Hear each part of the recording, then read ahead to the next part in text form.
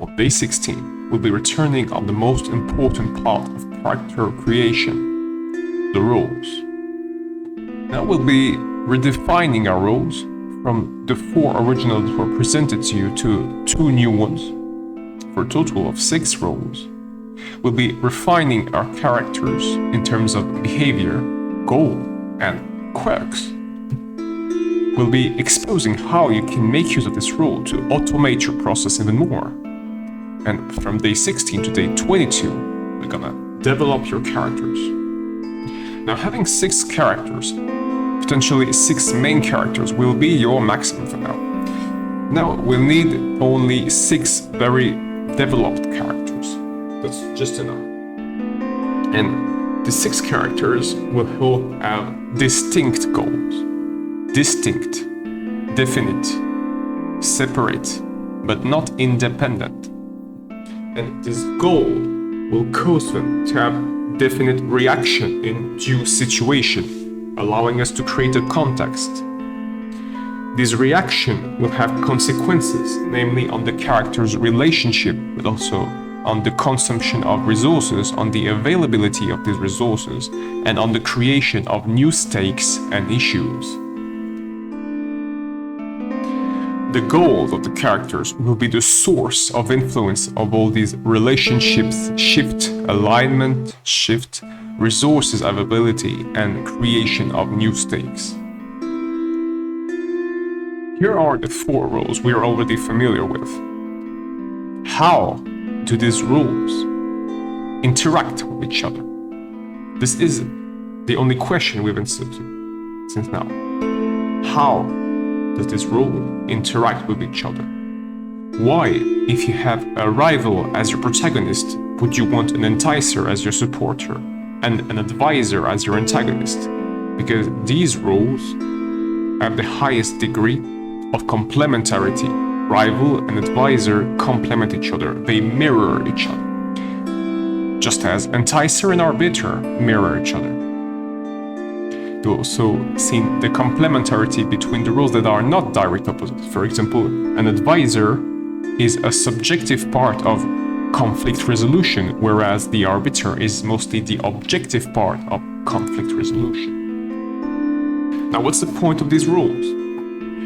These roles in general, the other 2 will follow the same logic, are meant to automate, to facilitate, to make more predictable your decision making. Now, how do characters interact with their own roles? A character has origin. A character has a place where she's born. She has people she grew with. She has wants and she has needs. And these wants, these needs, these origins will all be transcribed in the selection of a role. A character as a goal. A goal defined by her quirks, her interests, and her wishes. Every character has at least 4 behavior traits here, and 1 goal, or 5 main words defining her. So that's how you create any character, even tertiary characters, characters that do not have to have the role. But for main and secondary character, you'll want to make use of role because it will make your writing process more automated, easier in general. Now, the goal of the characters and how they will solve their issues directly interact. If your character has a strong goal, if your character has a defined goal, and feel free to define it as soon as you can in the story. The way she will solve her problems will be directly dependent on the goal. Now, when a character faces a due situation, she can identify the stakes in the situation regarding to her perspective, and her perspective includes her skills. Here, the skills are the use-based part of the resolution. Character cannot solve an issue without specific skills. And wherever she has identified the situation as a comfortable situation or a crisis type of situation, and those 2 are the extremes, you have a full scale of multiple kind of situation between full comfort and full crisis. No, you can have a 50-50 split. You can have 1/3 crisis, 2/3 comfort, and so on. So the characters identify the stakes according to our perspective, which is defined by our goal, which is defined by our origins. And then she solved the problem, she solved the issue thanks to her skill. So you have to put in direct correspondence the proficiency level of a character in a due skill with the difficulty level of a due situation. But when the problem is solved, come the consequences part. So now, what are the main consequences types you'll meet at the end of the problem, in the outcome part of your chapter? Well, you can have consequences on resources, so namely resources availability and gathering, or even resources used at all, and consequences on relationship.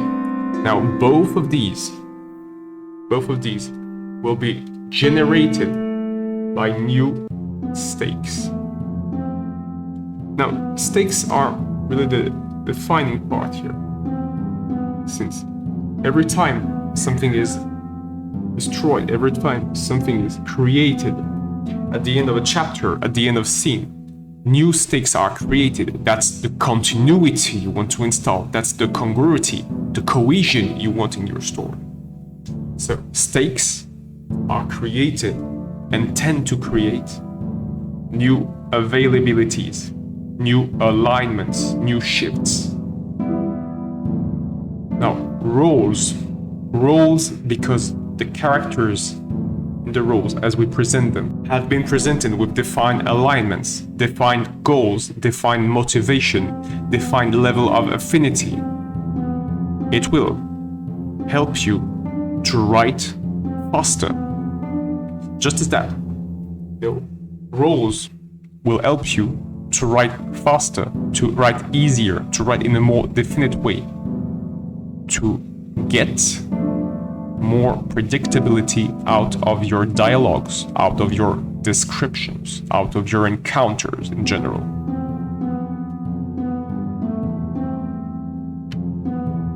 The other reason you want to make use of roles is because roles help you to create attachment. Roles help you to create a balance between two notions we'll brought in the end of this course: familiarity and surprise. And this, if anything else, is the balance you want to maintain. Because remember, your goal for this course, your main goal when you're writing story, your first goal is to create attachment. That's the first goal of a storyteller. You want to create attachment with characters, with a setting, a location, and with a theme in the form of a story.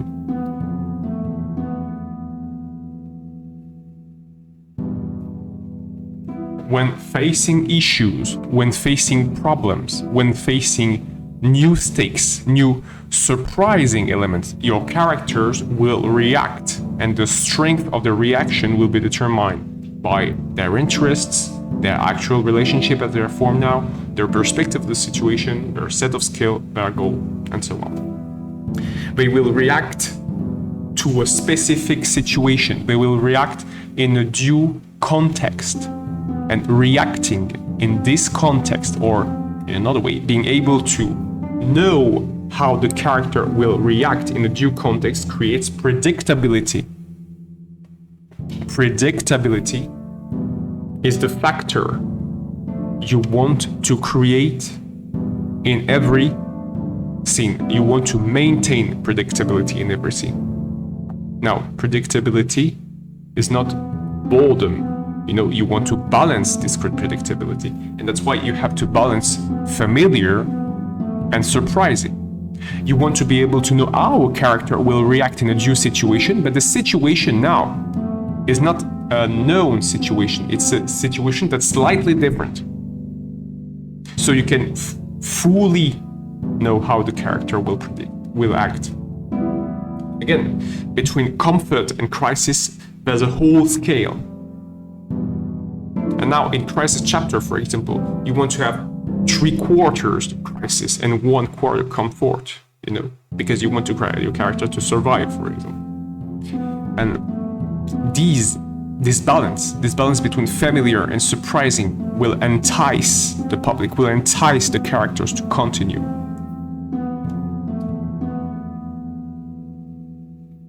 The fact that you have the ability to predict what a character will do will make you want to follow her. You have to be able to know how a character will act if you want to continue to follow her. Each time a character is presented a new situation, a new context, this context should be partially new and partially old and known. The balance between the known and the new will allow you to create attachment. So predictability, when managed properly, will create attachment. And then we're back again. Attachment creates reaction. Once you've attached yourself to a character, to an environment, to an organization, to a flag, to a new part of your identity, you want to defend this image, this person, this ideal. And as you want to defend them, as you want to protect them, you'll react.